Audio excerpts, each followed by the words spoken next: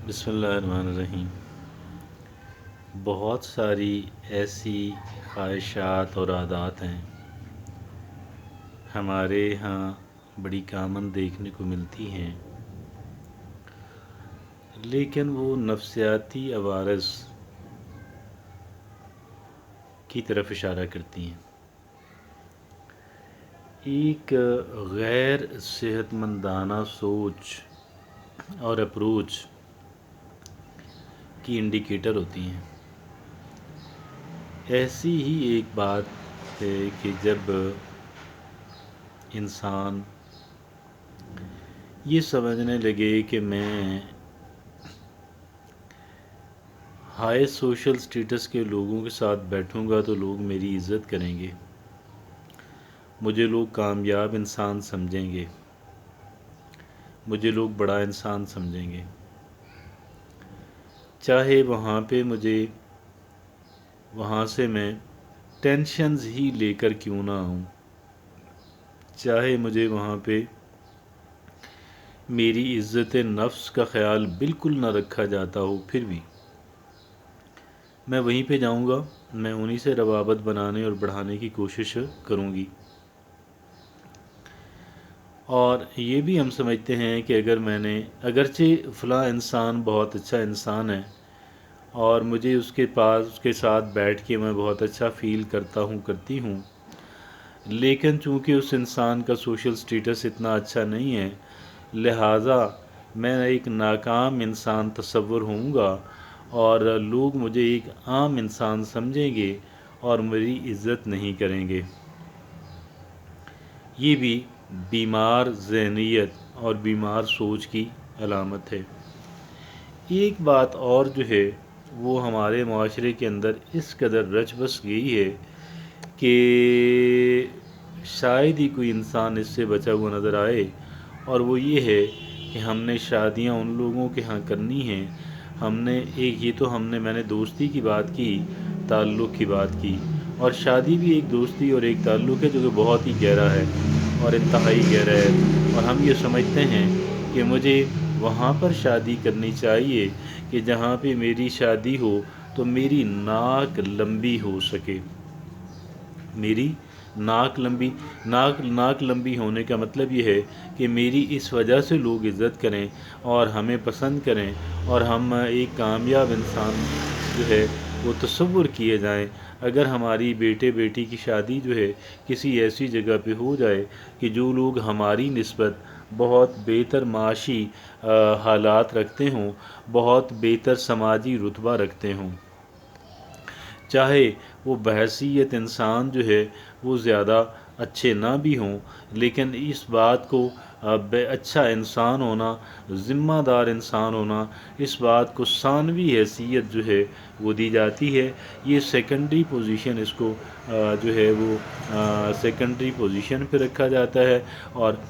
یقین جانیے گا ہماری یہ اپروچ جو ہے، ہمارا جو سوچنے کا یہ سٹائل ہے، یہ ہمارے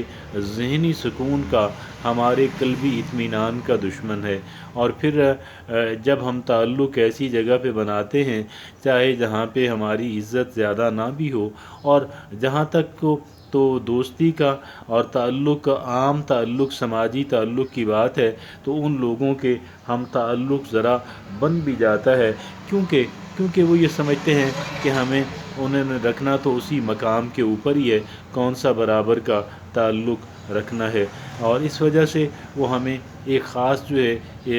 ایسے لوگوں کو ایک خاص سطح پہ رکھتے ہوئے اس سے تعلق بنا لیتے ہیں۔ لیکن جہاں شادی کی بات آتی ہے، شادی تو ظاہر ہے کہ اتنا قریبی اور اتنا گہرا اور اتنا برابری کا تعلق ہوتا ہے کہ وہاں پہ ایک انسان جو ہے وہ اس بات پہ، جو انسان گریڈی ہے، جو انسان جو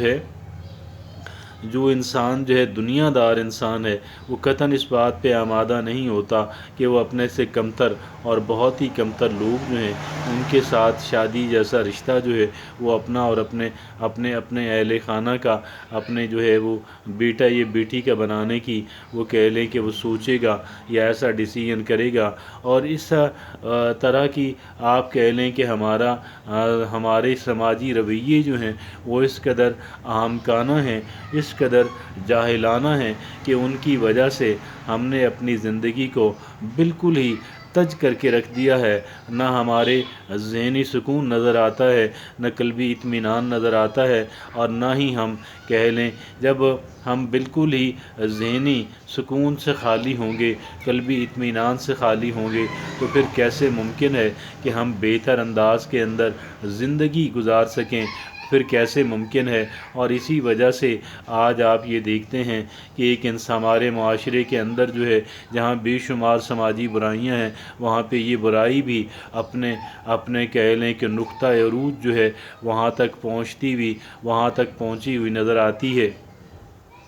تو میں یہ سمجھتا ہوں کہ ہم نے جس چیز کو بہت زیادہ اہمیت دی وہ ہے ایک انسان کے معاشی حالات جو ہیں ہم نے، اور ایک انسان کا انفلوئنس جو ہے، اس کی ڈیزگنیشن جو ہے،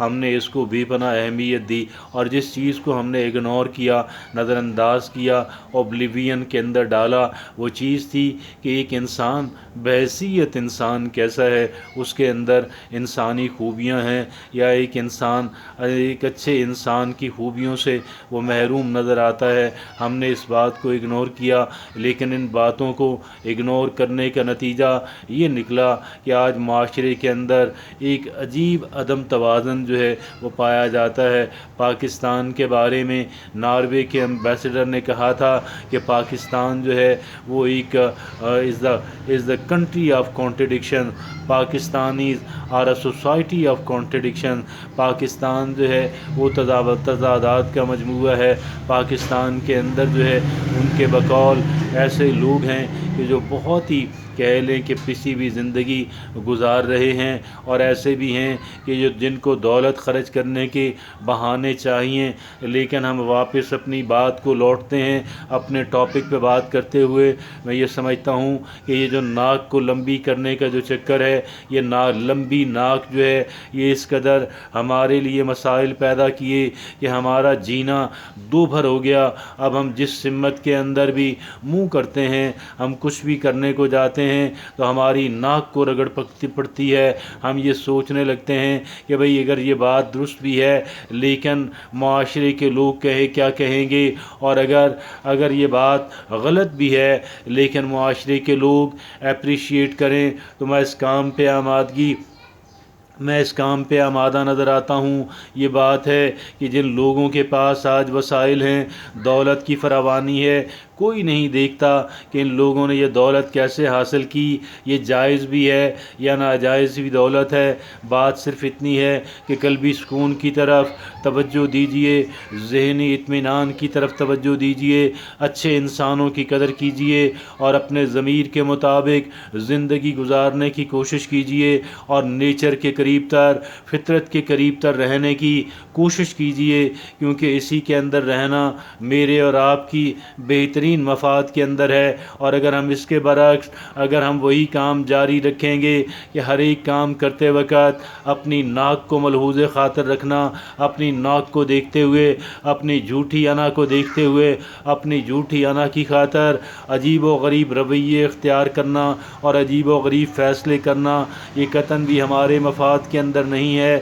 آئیے اس ایک بات کا تہیہ کر لیں کہ آج کے بعد ہم وہ کام کریں گے کہ جو اخلاقی طور پہ درست ہو اور ہمارے ذہنی اور قلبی سکون کا باعث بھی ہو۔